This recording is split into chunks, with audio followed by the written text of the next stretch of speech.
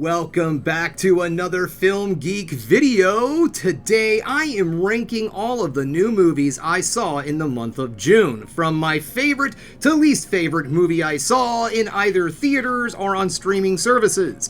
Now if I just glaze over these films, guys, don't worry, there are full-length reviews on my channel, so if you would like to go get more of my thoughts on these movies, then go ahead and go back and do it.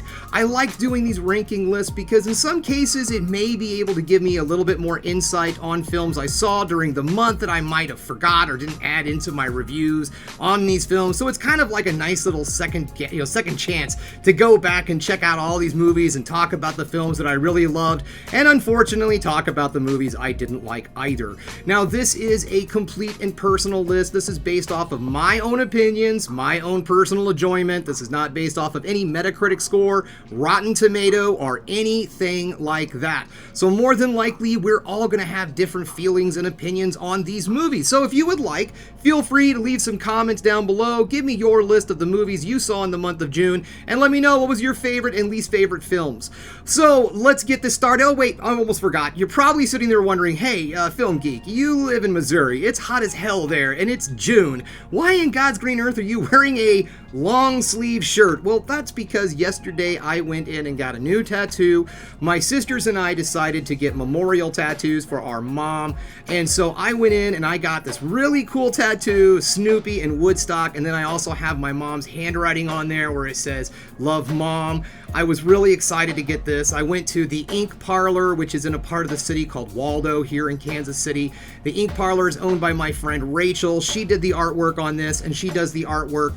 Pretty much all of my tattoos I have been done by Rachel. Same with Charming Amy also, or at least members of her staff at the Ink Parlor. So if you live in the Kansas City area and you are somebody looking to get some ink on your skin, go to the Ink Parlor. She also runs specials too, so keep your eyes open. Like for instance, she does stuff like Friday the 13th specials where there'll be some lower prices on Flash that you can pick out and all. A lot of it has themes with whatever time of the year it is. I believe one year it was around Christmas when we got the old Friday the 13th, so she did some more Christmassy horror theme type tattoos from her and her staff. So yeah, if you're in the Kansas City area and want to get some great ink slapped on your skin, go check out the Ink Parlor. That is a completely non-paid, not subscription, sponsorship, okay? I'm just a fan. She's my friend. She did an excellent job. I love my new tattoo. Every time I look at it, I get to think of my mom. So thank you so much, Rachel, for, making this possible for me. It's a beautiful tattoo, even though it's just Snoopy. And if you're wondering why Snoopy, my mom was a big Snoopy fan. All of my sisters got different tattoos, something that was special to us with our mom. And for me, I always remembered watching all of the Snoopy specials that ever came on, even the one where they go over like D-Day over in France and all. I actually have that on DVD over here. I think it's called Bon Voyage, Charlie Brown. I have that one. I have the big race on the river, Charlie Brown. I can't think of that one. But yeah, we used to watch all of those old Peanut specials that would come on. Even a song. I remember my mom used to play this song all the time. It was about Snoopy and the Red Baron, like 10, 20, 30, 40, 50 or more. The Bloody Red Baron is running up a score. Yeah, it's talking about the Red Baron shooting up a bunch of dudes in World War I, but don't worry, Snoopy saves the day. Very good childhood fun. No, really, it was a great song. It's fun. I think it was done by a band called the Kingsmen. I digress. I don't know for certain. But you know what, guys? I just had to throw that in there that, yes, I'm very excited to have this tattoo and all. Thank you again, Rachel. The Ink Parlor, Kansas City, Missouri. Now, let's head on over to that series of tubes, that information superhighway that we like to call the internet, because it is time to rank all the new movies I saw in the month of June 2025. Welcome to the internet, everybody. Let's get this party started. Now, the month of June was a pretty big month for me. I reviewed 12 different films, and most of those movies were in theaters. And let me tell you guys, it was really difficult trying to figure out what my favorite movie was this month. I saw so many different types of films, so many different genres, and all of them seemed really solid. So I decided to break down what film achieved more than all other films. What film excelled at storytelling, special effects, just the overall vibe of the film, so on and so forth. What movie really set its aside as something completely different and special from everything else I saw in the month of June? And that movie was The Life of Chuck. Now, The Life of Chuck is a kind of a different presented film. It's directed by Mike Flanagan, partially written by Mike Flanagan. It's written by Mike Flanagan and Stephen King. It's based off of one of Stephen King's novelettes, short stories, something like that. Anyways, it tells the story of a man through different chapters of his life, but it doesn't necessarily tell that story in a linear fashion. They're just different chapters. So each one of those chapters may depict his childhood, his adulthood, and so on. It just kind of moves around to different parts of Chuck's life and telling different important events. There's all sorts of really cool philosophy and all that is brought into this film. It brings in so many different subjects of life and death and what happens to us maybe after we pass away, and how our brain, our memories and all, and how we are more than just ourselves. We are built up by all of the people that are around us, all of the people we meet, people who raised us, family, friends, even just some guy that you might pass by on the street. You never really know exactly how these people are on your life. Basically, as Walt Whitman said, we are multitudes. And that is the theme of this movie. In fact, Walt Whitman is a very important role in this film. And this is just an absolutely gorgeous, well-acted movie. It tells such a simple story, but in a very unique way that we just haven't seen, I wouldn't say before, but I would say very often. This is just one of those films that you watch and you just finish watching it and go, holy shit, that was like art. That was real art. And that's why that's why this movie finds itself at number 1, because it really did dazzle me. Coming in at number 2 was a movie that mostly dazzled me in the spectacle of it all, not necessarily the story. The story itself has kind of been there, done that, but there was a lot of stuff about this movie that was first times, and that is the film F1. F1 tells the story of Formula One racer Sonny, and he goes, and basically it's the story of a retired racer who decides to join up with this F1 team that's struggling, not doing so great, but he has the kind of knowledge that can help out their head racer, who's a young guy, getting involved in everything. It's, his first season, blah, blah, blah, but he's very talented. So Brad Pitt's character, Sonny, is brought into the mix to try to kind of help this kid out, get him to know the ropes a little bit, and make him an excellent top-of-the-line racer. This is the kind of movie that you want from your summer blockbuster. The cinematography in this film is outstanding, and it makes the action so beautiful. They use techniques that were also found in the movie Gran Turismo, where they put these little Sony cameras all over the racetrack, and what that allowed them to do was catch all sorts of different angles. Plus, they put them in the cockpit of these cars racing around at top speeds, and it just really adds to the freaking insanity and the action of this movie. Yes, the story is a fairly simple sports story filled with all of the tropes that you would expect from that, but somehow, even though we've seen stuff like this before, it thrills and dazzles us every time. Mainly in this film, it's based off of the characters. The characters in this movie are outstanding, and a lot of that has to do with the cast in this movie. I really enjoyed this movie, and at the point right now, when it comes to summer blockbusters, I'm saying that this is going to be the big one, because I feel like this movie is going to break boundaries when it comes to viewership.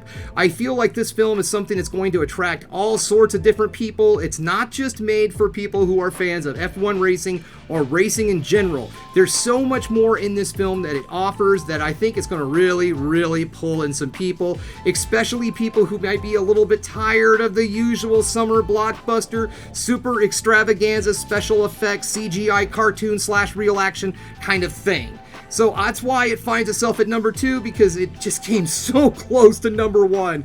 But I felt like the story itself in Life of Chuck really pushed itself over the top when it came to the way the films were made. So this movie is still absolutely excellent. It's just, it doesn't hit the artsiness level. Let's just put it that way. Alright, so that brings us to number 3, and this was a movie that just had me on the edge of my seat from the beginning to the end, and that is Dangerous Animals. Dangerous Animals is a film that comes to us all the way from Australia, and it tells the story of a man who is a serial killer, but he uses sharks to kill his victims in a ritualistic manner that he films. Doesn't that sound freaking sadistic? Well, guess what? It is. This is the kind of horror movie that just screams summer, and I'm not just saying because it's got sharks in it and Jaws and whatnot. It's because it kind of pulls in all of those elements that we want in a summer horror movie. The water, beach, sharks, sand, heat, an amazing lead, monstrous killing machine, bad guy. This film is unhinged in all of the right areas. And it's not just our villain of the story that's outstanding. Our hero, our final girl, is also great. I liked her a lot in this movie, not just the actress, but the character herself. This was not just a two-dimensional female character who just sat in a corner and whimpered and cried until, Prince Charming, whomever, shows up and saves the day in some crazy-ass Deus Machina way. This woman survives and fights, and she puts back just as much energy towards the villain as he gives her. So all the psychotic, crazy energy that he throws her way, she just gives it right back to him. And I thought it really developed such a different dynamic than we normally see in films like this, where the victim is just kind of normally cowering over in the corner like, oh my gosh, what are you gonna do? And then the villain gets to be all unhinged and give the cool performance and everything like that. So I like the fact that this film decided, you know what, we're gonna let both of these just go at each other. Because the name of the movie is Dangerous Animals, not Dangerous Sharks.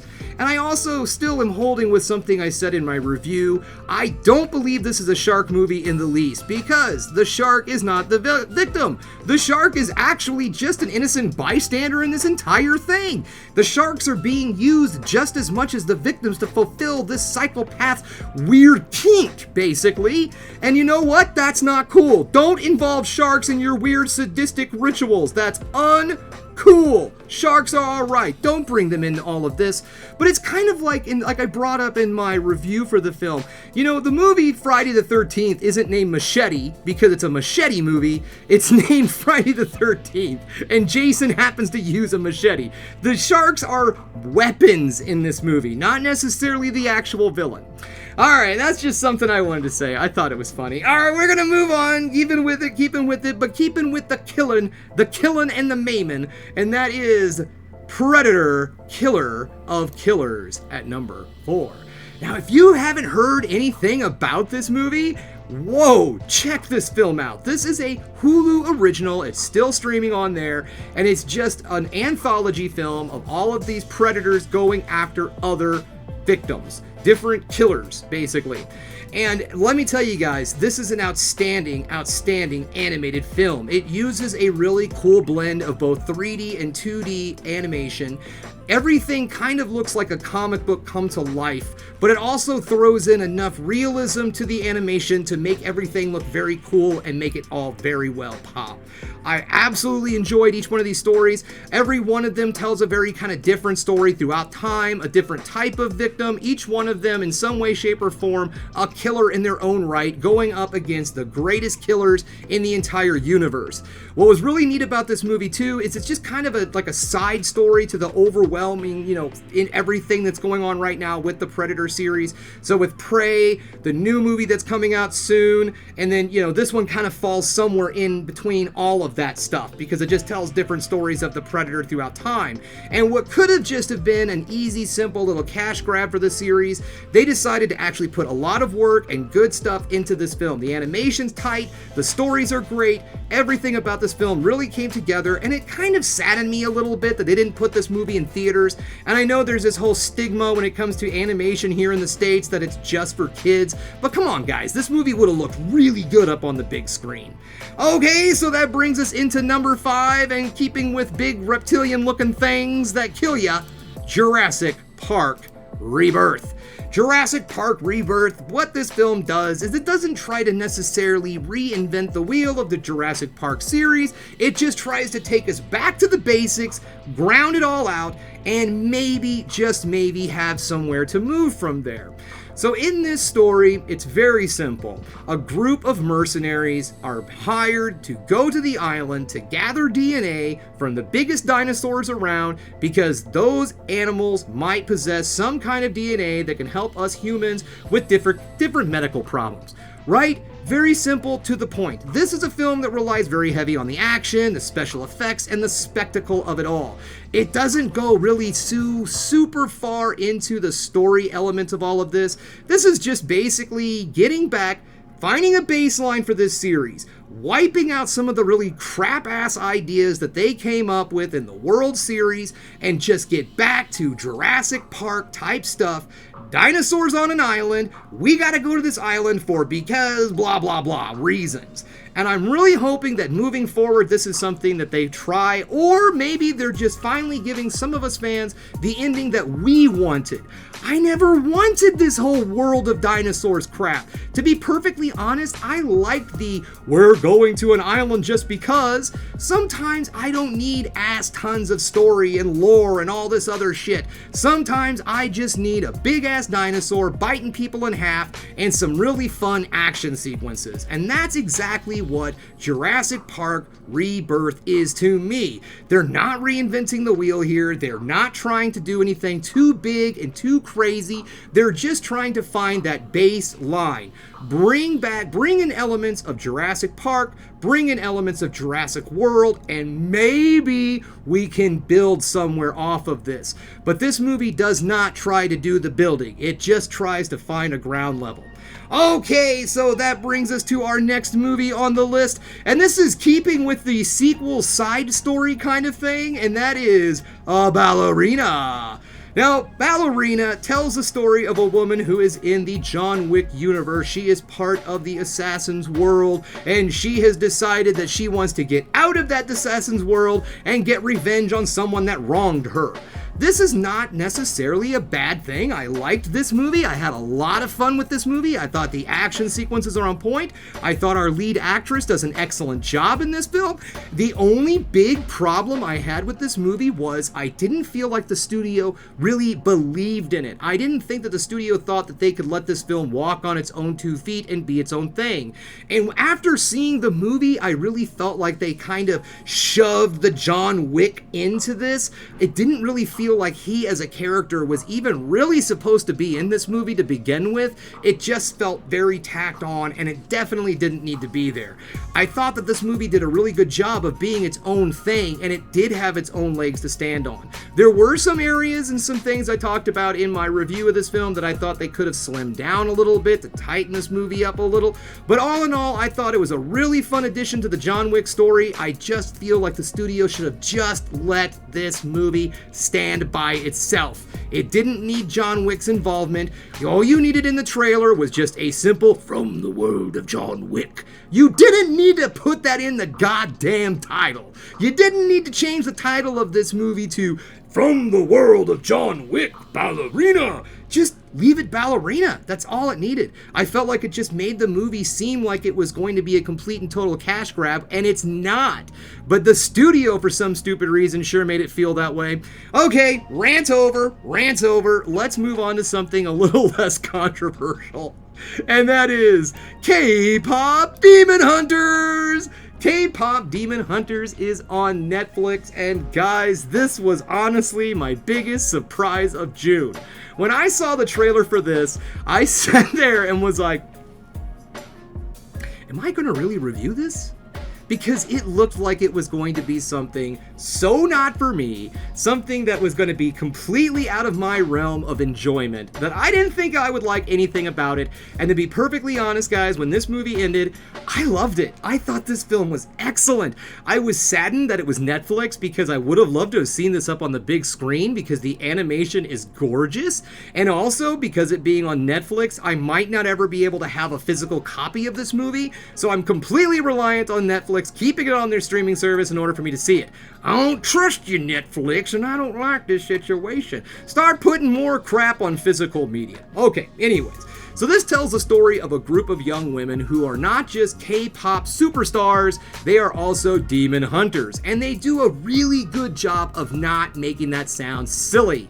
Because part of their demon hunting is music. And they use their music in order to create a force field of protection for all the people that live around them so that demons can't get in there. But lo and behold, the demons figure out how this all works, and they start their own demon boy band. Oh no! Ooh! And so now the Demon K-pop group and the Demon Hunter K-pop group don't just have to destroy each other in the mystical realm, they also have to stop each other from having #1 hits. And let me tell you guys, that boy band Soda Pop song is catchy as hell, man. I'm telling you, Soda Pop.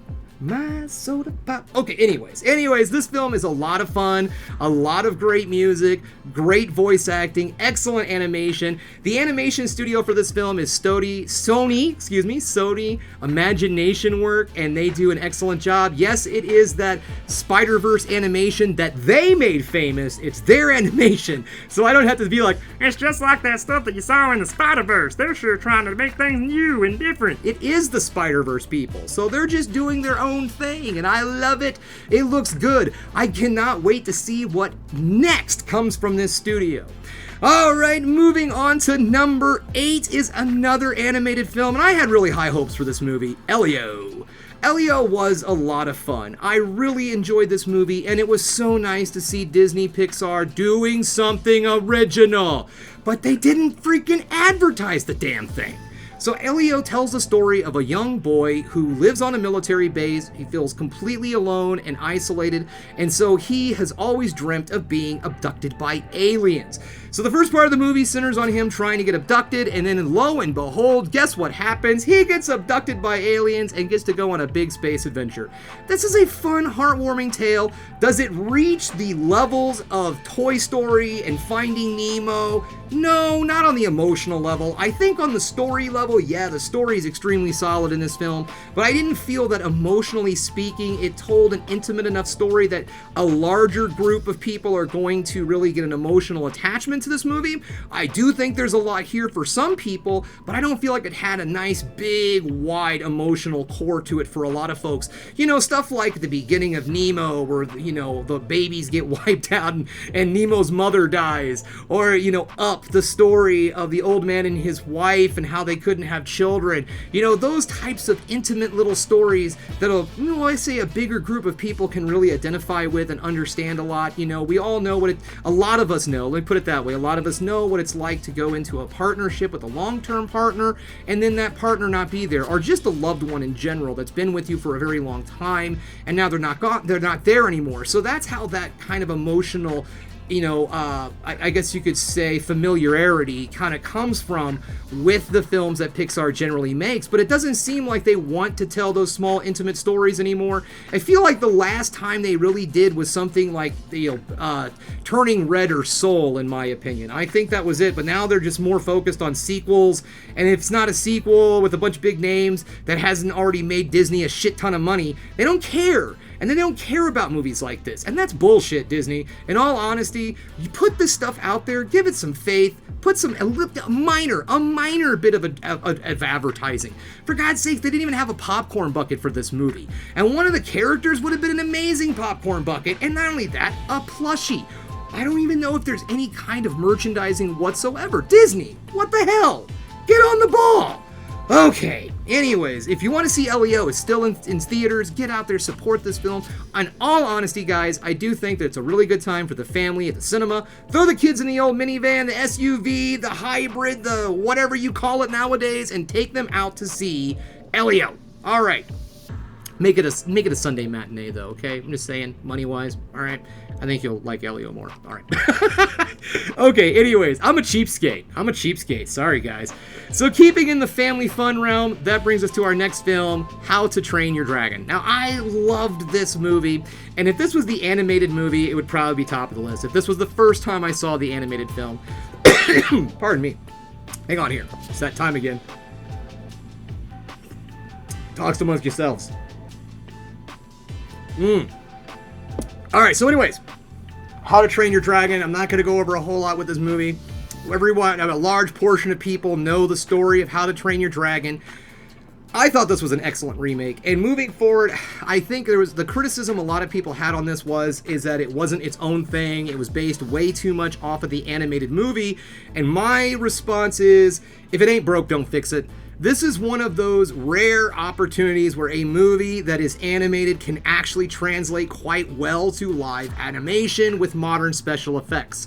This is nothing really different than the, Dragonheart series, to be perfectly honest. A kid has a friend who's a dragon. They have adventures. It works. It works as a live action film, and it has before. So I had a lot of faith going into this movie. I thought it was great. I really enjoyed it. I loved the acting. I thought that to be perfectly honest, this movie introduced me to Nico Parks. I'm looking forward to where she goes as an actress. I thought she did an excellent job in this movie. And all in all, I just thought it was technically everything, just a very good achievement. I don't know what else to say about it, okay? I liked it. Watch my review. It's what is it? I got a list here. Number 9, okay. Moving on to number 10. I'm breaking some of my YouTube magic here, people. Most of the stuff I do, I'll be honest, I do completely off the cuff. Okay, I don't generally write scripts or anything like that. I might have, sometimes going into these things, I might have like an outline of things I want to talk about, but generally I am 100% off the cuff whenever I'm doing these videos. I have a monitor in front of me, and I don't use it as like a teleprompter? I don't use it that way, but I will have like IMDb and stuff like that up. So if you see my eyes shoot down or something, it's because I'm looking at this freaking monitor. Okay, insider stuff. All right, so moving on from How to Train Your Dragon to a movie that I really had zero hopes for. I really had no expectations of this film going into it. That is Megan 2.0. Whoop, nope. There we go. Megan 2.0 is the continuing story of Megan, but this time around, instead of Chucky, it's Terminator 2. That's basically it. Megan is brought back, given a body again, because she has to go up against an evil android. There you go. Wackiness ensues. I mean, this isn't a terrible movie, and it really wants to be a B-rate midnight film, but I felt like it still was also being a little too high-tech at the same time. The story was fun and goofy. The acting was a little bit on the stale side, in my opinion, for most of the adults. Some of the stuff I really did love, though, was the androids in this film. Both of our android actresses do excellent jobs in this movie, especially the adult. Like, not that Megan, she does an excellent job also, but the android adult is really cool. There were moments in this film where I was wondering if she was CGI because of the way her movement was jerky and all, and it was actually her, and that really goes for Megan also, but I was already used to that effect with her from the first movie, so I was already kind of expecting her to seem very doll-like in movement, while very choppy and robotic. But again, very good. I liked that aspect of the movie. And I liked the fact that they tried to do something different. They didn't just go and do another slasher movie. They tried to kick it up a notch. Because that's what you're supposed to do with a sequel, right? A sequel is supposed to take some of the stuff from the first movie and then just make it bigger and better in the second movie. And they tried. I can't say they didn't. They did try to take the film and this franchise into another area. And to be perfectly honest, I think that this is going to do really well with a younger audience. I particularly did, like I said, I enjoyed it. I was entertained. Did I love it? Did I think it was the next big thing? No. But I honestly feel that it's aged appropriately. It's a PG-13 movie with zero horror elements, to be perfectly honest. But I think that that's the generation. That's the age group. In my review, I said that this was Terminator 2 for the younger Zers and the alphas. And that's true. Gen Alpha, Gen Z, the younger Gen Zs are going to love this movie. It's silly, it's campy, it has a lot of the internet crap that those kids love. But for me personally, I thought it was a fun, entertaining film. But again, just like the first Megan film, again, fun, entertaining. But I could watch that movie and tell I was not the audience. And that's okay. That's okay. Everyone needs movies. Everyone needs movies, right? I'm not the only person that needs movies. Everybody needs movies. And so I really do feel like Megan 2.0 is going to do really well with the younger audience. And it could do pretty freaking well to see. I honestly think, I'm not going to say she's a horror icon by any means whatsoever. She is not a horror icon, but she could be an icon for this generation, like an internet icon, okay? An AI icon. That's what Megan are going to be, maybe. We'll see. Okay, so that brings us to number 11, and another movie that I had a lot more higher hopes for because I'm an absolute connoisseur of dark comedies, and that is I Don't Understand You. I'm not going to go in a lot about this one. So this tells the story of a couple who go on a trip to Italy. Maybe they're having a baby moon. Okay, so you know where you're just about ready to have the kiddo come in and change your life forever. So you're like, let's go go on a little trip before all of this goes down. Let's go on a little trip. And that's what they do. They go to Italy, things happen. All right, so it's dark comedy, and it's just kind of like a comedy of errors where one thing sets off a series of events, and all of them just kind of get more brutal and more dark as the film progresses. And while, yes, there are absolutely hilarious moments in this movie, and I did find myself laughing a lot, I just could not like the characters, okay? I'm sorry they weren't likable. In movies like this, when I did my review, I used the film Very Bad Things as an example, because it's probably one of my favorite dark comedies ever made. You have completely awful people pretending they're good people, but then their awfulness is exposed, and then terrible things happen to them while they're, trying to pretend to be good people, basically. And so that's what I was kind of expecting for this movie. But in movies like that, the bad guys always get their comeuppance. But in this case, they don't really. It's almost like the film is just like, punishing people for being good. Like every person who tries to help out this couple in the film is just met with some very horrendous end. And I was just like, okay, so this is funny and all, but what's the point? Now I do understand, I left pretty quick, and it wasn't because I hated the movie. Like right near the end of the movie, I had to go to the bathroom like nobody's business. And I generally stick around through the credits because I really love doing the gag where at the end I'm like, oh, by the way, there was a hidden scene at the end of the credits. And so I'll do a gag at the end of my credits where I come back and say, hey, this movie's got an after credit scene. And so apparently there was an after credit scene in this. And there was a kind of a tiny one before I ran to the bathroom, but like 30 minutes before this movie ended, I had to go pee so freaking bad. I almost went to the bathroom, and then I realized that we were at the peak of the film, and I'm like, shit! So I came back to my seat and sat there just like, just trying to finish this movie. And as soon as those credits rolled, and I saw black screen and 9 letters, I was like, phew! I was out the door.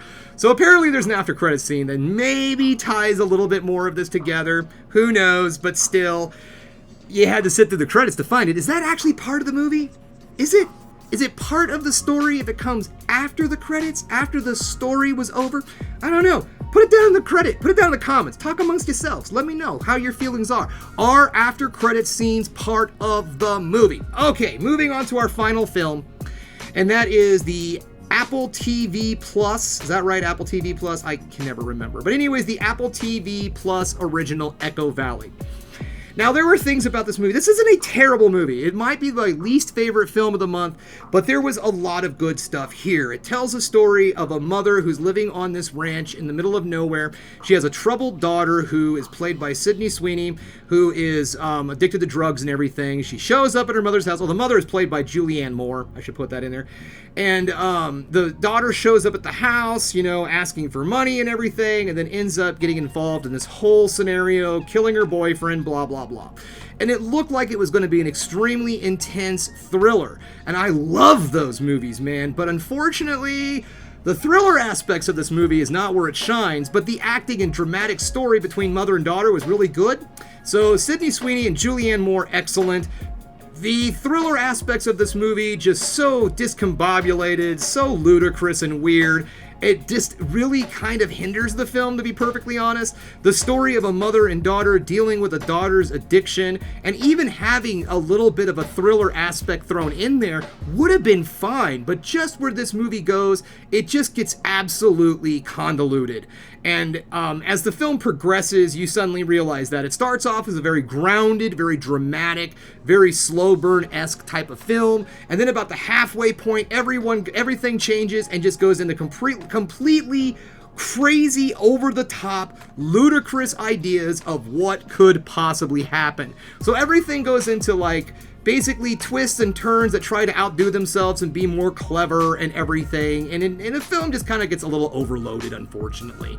Now, it is on Apple Plus, so it's not like it's in theaters. It's not going to, set you back any money or anything if you sit down and watch this film. And like I said, I do believe the performances between Sydney Sweeney and Julianne Moore are outstanding. Those two ladies exactly show how much talent they have in this movie.